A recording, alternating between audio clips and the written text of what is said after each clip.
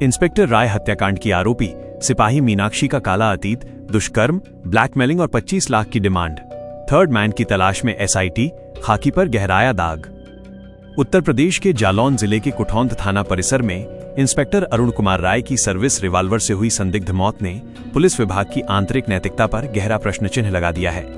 यह मौत केवल एक अधिकारी का अंत नहीं है, बल्कि आरोपी लापता महिला सिपाही मीनाक्षी शर्मा के सनसनीखेज अतीत और गहरे आपराधिक रिश्तों के खुलासे के साथ पुलिस बल के भीतर व्याप्त अनैतिकता और प्रणालीगत विफलता की भयावह दास्तान बन चुकी है।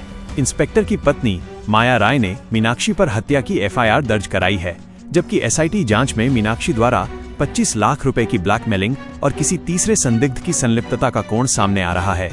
बता दें कि 50 वर्षीय इंस्पेक्टर अरुण कुमार राय, जिन्होंने 1998 में सिपाही से करियर शुरू किया और 2023 में इंस्पेक्टर बने, विभाग में मिलनसार, शांत स्वभाव और सख्त अधिकारी की छवि रखते थे। हालांकि उनका हालिया जीवन पेशेवर अस्थिरता और व्यक्तिगत तनाव से घिरा था।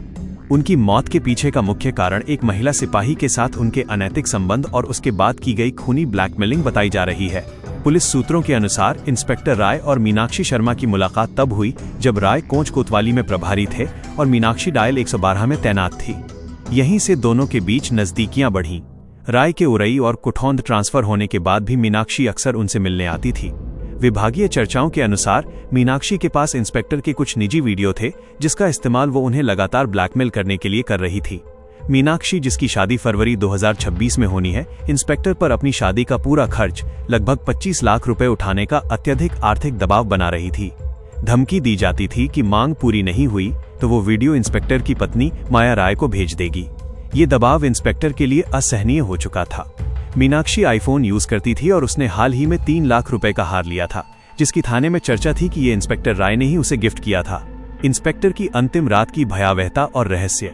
शुक्रवार रात करीब 9 बजे इंस्पेक्टर राय ने अपनी पत्नी माया राय से फोन पर बात की और बताया कि वो खाना खाकर सोने जा रहे हैं।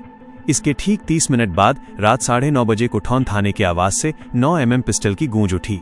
स्टाफ दौड़ा तो उन्होंने मच्छरदानी के अंदर इंस्पेक्टर का खून से लथपथ शव देखा।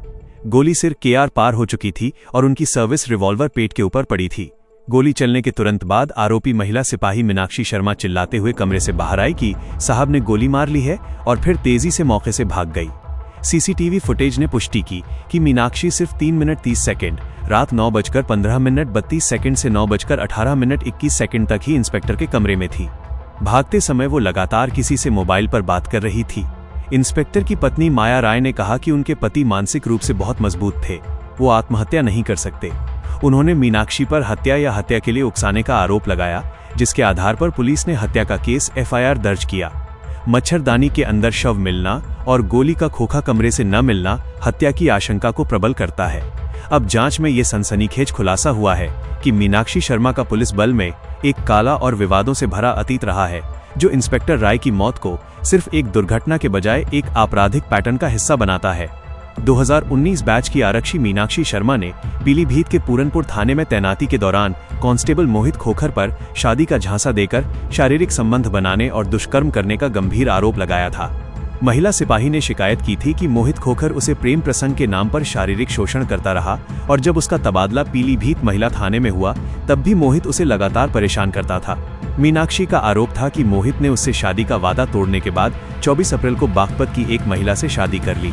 जब मीनाक्षी ने विरोध किया तो मोहित और उसके परिवार के 2 सदस्यों अरुण राज और कालरोस ने महिला को कार्रवाई करने पर जान से मारने की धमकी दी थी। कोतवाली पुलिस ने कांस्टेबल मोहित खोखर सहित 4 लोगों के खिलाफ संगीन धाराओं में एफआईआर दर्ज कर जांच शुरू की थी। मीनाक्षी का ये अतीत दर्शाता है कि वो पहले से ही निजी रिश्तों के कारण पुलिस बल के भीतर गंभीर आपराधिक विवादों और नैतिक पतन का केंद्र रही है।